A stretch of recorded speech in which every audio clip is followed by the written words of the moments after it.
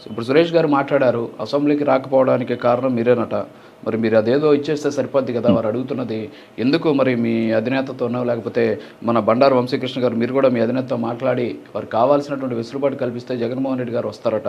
మరి అదేదన్నా super numeric అంశాలు ఏమైనా ఉన్నాయేమో ఒకసారి చూసి ఆ యాంగిల్‌లో చూస్తే బావుంటది. ఏమంటారు తాతంశెట్టి నాగేంద్ర గారు?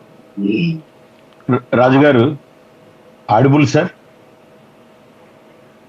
ఓకే సార్, మాట్లాడండి, వినిపిస్తుంది సార్. రాజుగారు, ముందుగా మీకు, మీ ద్వారా ప్రైమ్ 9 వీక్షకులకు, ప్యానల్లో ఉన్న నా సహచర సోదరులందరికీ కూడా గుడ్ మార్నింగ్ అండి. ఈ సురేష్, మా పసుపులేటి సురేష్ సోదరుడు,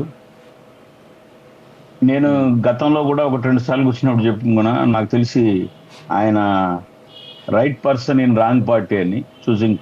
అఫ్ కోర్స్ అది ఆయన ఇష్టం అనుకోండి. నేను కొన్ని మాట్లాడతా, ఆయన మాట్లాడిన అన్నిటిలో 2 వాక్యాలు మాత్రమే తీసుకుంటాను. ఇప్పుడు ప్రజాక్షేత్రంలో తేల్చుకోవాలి అని వచ్చాడు అని మొన్నగే సార్ 7 నెలలు కూడా గల ప్రజలే కదా తేల్చారు.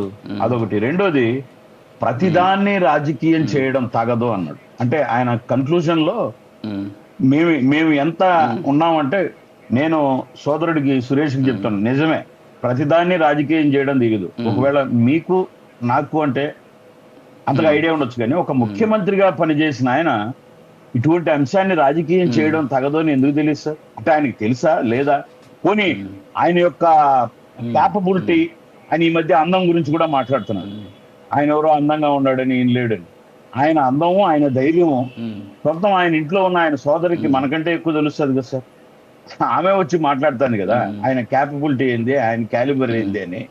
మరి నేనేమడుగుతున్నానంటే, ఈయన మిర్చి ధరల పైన నిన్న అంతా యాగి చేశాడు. ఎస్, ప్రతిపక్షం అడుగుతున్నాడు. మళ్ళీ ప్రతిపక్షం అనేది కూడా ప్రజలే ఇవ్వాలి, అది ఇవ్వలేదు. ఇందాక మీరే చెప్పారు. అది రెండు. నేనేం అడుగుతున్నానంటే, మిర్చి మద్దతు ధర మీద ఒక రాష్ట్ర ముఖ్యమంత్రిగా మీరు గుడ్డగాల్చి ముఖాలు చెప్పని అదే రాజకీయం చేయడం తగదు అని నేను సురేష్ గారి కంటే ముందు జగన్మోహన్ రెడ్డి గారికి అంటున్నాను. అంటే మిర్చి ధరను నిర్ధారించేది ఎవరండి రాజుగారు? మనకందరికి, అంటే వాళ్ళకి తెలుసు తెలీదు, కేంద్రం నిర్ణయించాలి. ఈ సంక్షోభం ఎందుకు వచ్చిందండి? ఈ సంక్షోభం రావడానికి ప్రధాన కారణం అంటే మన దేశం నుంచి ఎగుమతులు నిలిచిపోయినప్పుడు ఈ సంక్షోభం అనేది మీరు చూడండి, దేశంలో ఆంధ్రప్రదేశ్ ఒక్కటే ఎదుర్కోవడం లేదు, ఉన్న అన్ని రాష్ట్రాలు ఎదుర్కొంటున్నాయి.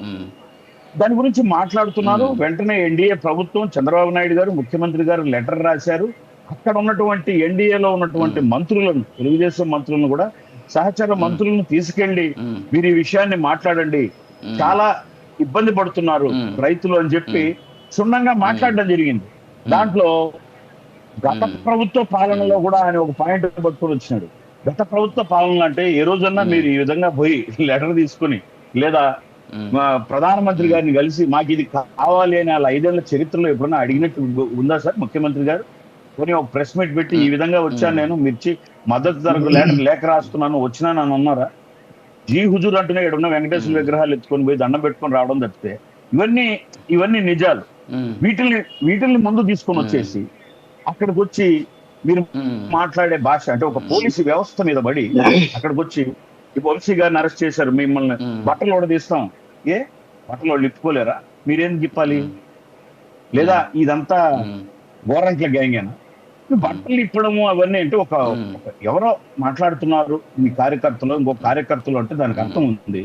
మీరు ఒక ముఖ్యమంత్రి చేసిన వ్యక్తి ఎంత కన్స్ట్రక్టివ్ గా ఉండాలి మీ వాదన.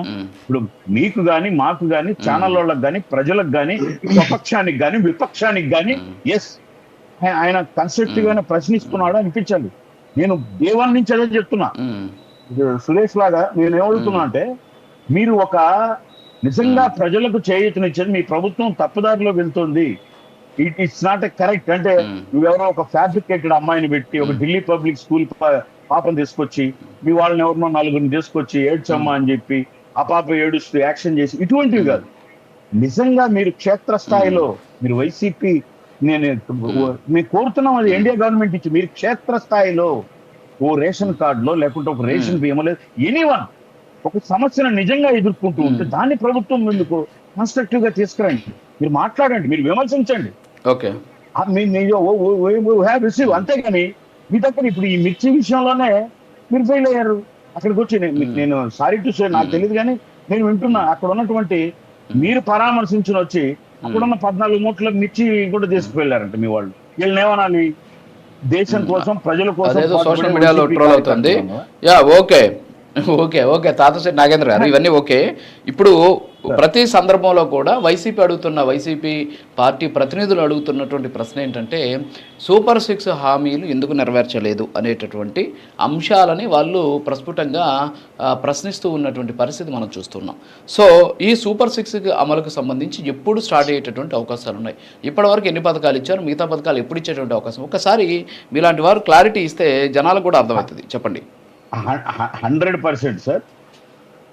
మేబీ నాకు తెలిసి శివరాత్రి నుంచి అంటే ఇప్పుడు ఉన్నటువంటి ఈరోజు కేబినెట్ మీటింగ్ రేపు క్యాన్సిల్ అయింది, ఎల్లుండి సీఎం గారి వల్ల. దీంట్లో ఆల్రెడీ 2 పథకాలకు బ్రీఫ్ అయిపోయింది సార్, జరిగింది. శివరాత్రి తర్వాత అంటే డేట్ ప్రభుత్వం అనౌన్స్ చేస్తుంది కాబట్టి చెప్తున్నా నేను 100% చేస్తారు.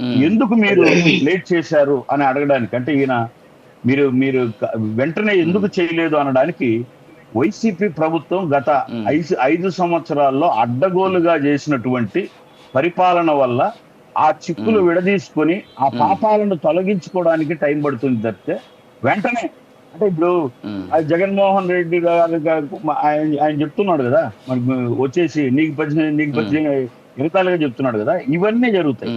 కానీ కొంచెం టైం పడుతుంది. నేను ఈరోజు ఈ గవర్నమెంట్ ఇంత సంక్షోభంలో కూడా ప్రజలకు ఇచ్చిన మాటను ఎదుర్కొనడానికి ముఖ్యమంత్రి చంద్రబాబు నాయుడు గారు కానీ పవన్ కళ్యాణ్ గారు కానీ నిజంగా అకుంఠిత దీక్షతో ముందుకు పోతున్నారు. దీంట్లో డౌటే లేదు. అంటే మీరు చూస్తా, ఒక నిమిషం sir, let me finish 10 seconds. అంటే వీళ్ళు ఒక్కొక్క దాని మీద మాట్లాడుతున్నారు, ఏం మాట్లాడడానికి తెలియక. నేను అందుకే కన్స్ట్రక్టివ్ వేలో రండి అన్నా. అది అయిపోతూనే అది ఒక్కొక్కటి పరిష్కారం జరుగుతూ ఉంటేనే, మీరు రోడ్లు అని అడిగారు, రోడ్లు ఎప్పుడు కనివినియోగం రీతిలో ఇలా వస్తూ ఉంటే ఇప్పుడు వీళ్ళకి కనిపించింది సూపర్ 6 ఇంకా స్టార్ట్ చేయలేదు ఏమి. ఓకే, ఇంకొక 2 నెలలు, ఇంకో 3 నెలలు అడుగుతారు. 6 రేపు పొద్దున్నే పండుగ లోపల ఒక 3 స్టార్ట్ అయిపోతున్నాయి. ఈ 3 అయిన తర్వాత మళ్ళీ మిగతా 3 ఏమైనాయి అంటారు. ఇంకో 6 నెలలు, మీరు ఇప్పుడు 7 నెలలు మీ పాపాలన్నీ కడుగుతూ ఉన్నారు. ఇంకొక 7 నెలలు స్టార్ట్ అయిపోతే ఎవ్రీథింగ్ సూపర్ 6 కాదు, మీరు ఏమన్నా ఈ 6 చేస్తారనేది కాదు, ఇంకో 60 చేయడానికి ఎన్డీఏ గవర్నమెంట్ ప్రజల కోసం చాలా సిద్ధంగా ఉందని చెప్పి, ఆ విధంగా చంద్రబాబు నాయుడు గారు, ఉప ముఖ్యమంత్రి పవన్ కళ్యాణ్ గారు పయనిస్తున్నారు అని చెప్పి ఘంటాపదంగా చెప్పగలరు. యా, ఓకే నాగేంద్ర గారు. బండారు వంశీకృష్ణ గారు, గుడ్ మార్నింగ్ అండి. సో ఇప్పుడు మనం విన్నాం, పసులేటి సురేష్ గారు మాట్లాడేది విన్నాం. మరో పక్క మొన్న జగన్మోహన్ రెడ్డి గారి వ్యాఖ్యలు కూడా మనం విన్నటువంటి పరిస్థితి. సో ఏంటి, జగన్మోహన్ రెడ్డి గారు చూసి భయపడుతున్నారా?